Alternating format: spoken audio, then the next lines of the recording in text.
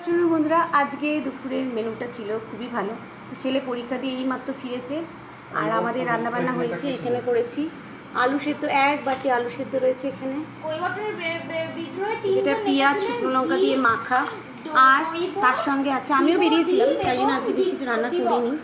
তো আর তার সঙ্গে করেছি কিন্তু এই যে ঘি, এই যে ঘি দেওয়া ভাত, তার সঙ্গে কুমড়ো ভাতে,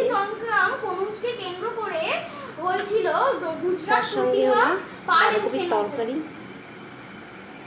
তো এই হলো আজকে খাওয়া দাওয়া। ডান সাগর এবং অদ্ভুত সাগর আজকে খাওয়া দাওয়া, চলো তোমাদের সাথে শেয়ার করছি কি কি রান্না করি। মাছনা, এটা অনেক বড় কোয়েশ্চেন। ওই তো মাছেরা যে পুকুরে মাছেরা যেরকম নদী আলু ভাতে, ভারত থেকে না, এটা না, এখানে যে কোনো কথা বলছে না। ভালো সেই যুগে বাংলার কি কি ফসল উৎপন্ন হতো? এটা লিখে নি, পরে তারিখে যে উদাহরণ বড় ছিল তার সঙ্গে নিচে আরো কি আছে চলো দেখাচ্ছি। ভালো সেই যুগে এতবার আমি পড়িনি, তো এটা লিখতে পারলি না কি কি আরে ফসল এটা উৎপন্ন হতো? নিচে তো ছিল, চামচ কেন এটা লিখে না সেই ফসলগুলি কোন টাইম এমনিতেই আট থেকে শেষ হয়ে যাচ্ছে। হ্যাঁ, টাইম এমনিতে আট থেকে শেষ হয়ে যাচ্ছে, তার নিচেরটা লিখেছি। তুই যেটা সময় পাসনি রাজা লক্ষণ থেকে রাষ্ট্রবাদ এবারে সুকবীয় সাহিত্যের অনুরাগে রাজা লক্ষণ সেনের ওইটা ছিল, ওইটা লিখেছি। শুধুই খাওয়া যাবে। এটা রাতে আলু পরোটা হয়ে যাবে আমাদের, সত্যি কথা বলতে। এটা দিয়ে রাতে আলু পরোটা খেয়ে নেবো, ঠিক আছে? তারপরে ভেজে নিই পাতের মধ্যে।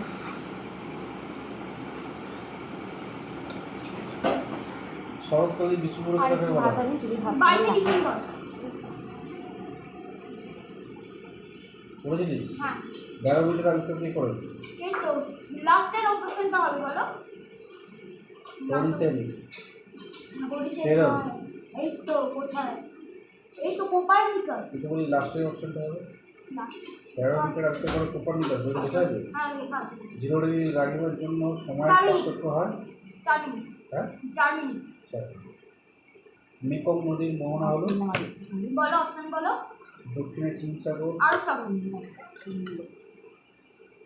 এটা লাস্ট। সকালে পুরী দিকে। না, এটা না, এটা পড়া। এটা জিজ্ঞেস করি মেকং নদীর মোহনাতে পরিস্থিতি দাগ দিবি তো দেখাবো। সাগরই তো ছিল। হ্যাঁ,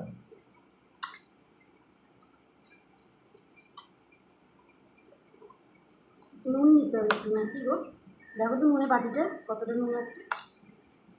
না লাগবে তো মনে হয় না, আছে অল্প। ও হয়ে যাবে,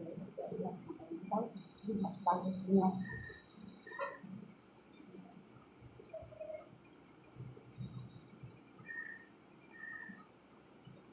পন্টিক ও টরাস খবর শ্রেণীর মধ্যে যে মালভূমি অবস্থিত তার নাম? অপশন উত্তর মালভূমি, আনাতোয়ালিয়া মালভূমি, মঙ্গোলিয়া মালভূমি। আনাতোলিয়া মালভূমি।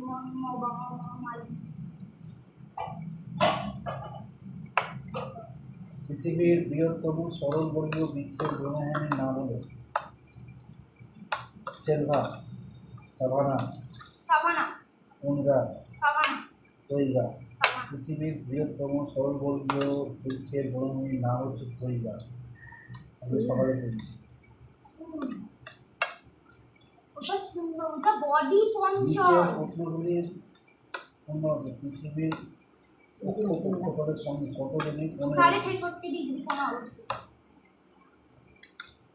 বিশ্বের বৃহত্তম সামুদ্রিক তৈলখনির নাম কি?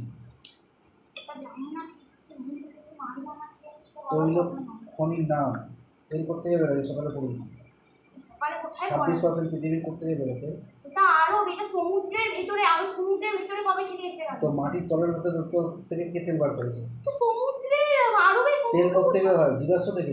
জীবাশ্ম করে মাটির তলা থাকে না সমুদ্র থেকে? সমুদ্রের তলা থেকেও এক জায়গায় তেল বার হয়। হ্যাঁ, তো এক জায়গায় তেল ওখান থেকেই বার হয়। আর তুমি আলাদা করে বলে দিতে হবে নাকি আমাকে? ভুল, তুমি ঠিক করে বুঝতে না।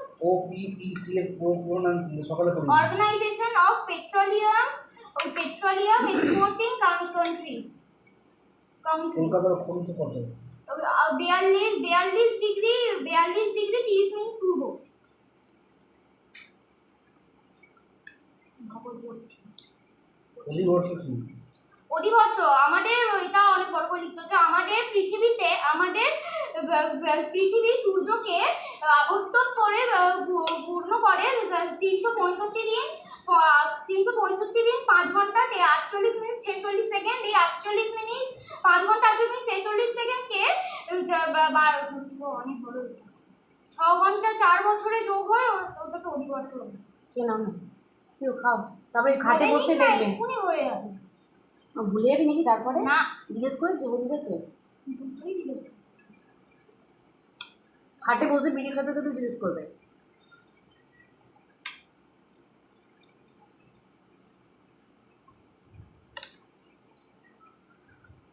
চিত্র অঙ্কন এখানে দিয়েছে অকুশল অবস্থা বা অনুকূল অবস্থা নিচে যেখানে কিছু দেবে এশিয়া মহাদেশের সমুদ্র সাগরীয় আগে সকাল এশিয়াতে দিয়েছে সমুদ্র সাগরীয় জলবায়ুর প্রধান বৈশিষ্ট্যগুলো দেখতে হবে এই জলবায়ু অঞ্চলে স্বাভাবিক উদ্ভিদ গ্যাসিং নদী আছে সকালেই পড়িনি নদী অববাহিত বর্তমানে আলু শুধু আমি মেখেছো, হেভি মেখেছো, মন নেই ভুলভাল বলেছে অনেক না?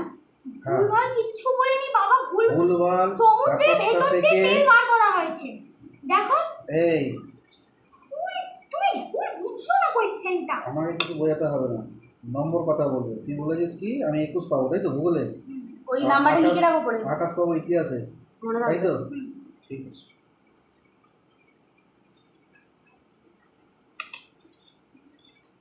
তুমি কি ভাইলে এই যে বাঁধাকপিটা, এটা সমুদ্রের তেল খনি বলছে, আরো কিভাবে হবে?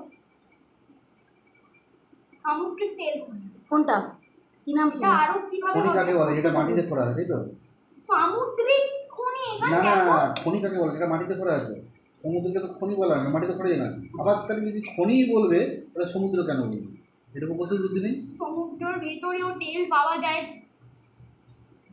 তুমি ওই মেশিনটাকে সমুদ্রের তেল- মাঝখান দিয়ে মা তুমিও তো দেখেছো গো, বলো তেল সমুদ্রের ভেতর দিয়ে সমুদ্রেই পাইপলাইন করে তেল আচ্ছা বইটা খোল, খুলে বার কর উত্তরটা এখন হয়ে নে, উঠে খুলে দেখিয়ে দিচ্ছি, ঠিক আছে? সব থেকে ভালো পারো হবে। ওটাই ভালো। বিশ্বের তেল খনি তো সমুদ্রের তেল খনি বলেছে, আরো সমুদ্রে আছে জানো, চল বুঝতে পারে না। হয়েছিল কেন 28 আর 21 3 দিন যতক্ষণ না পরীক্ষা হচ্ছে ফোনে হাত দিবি না।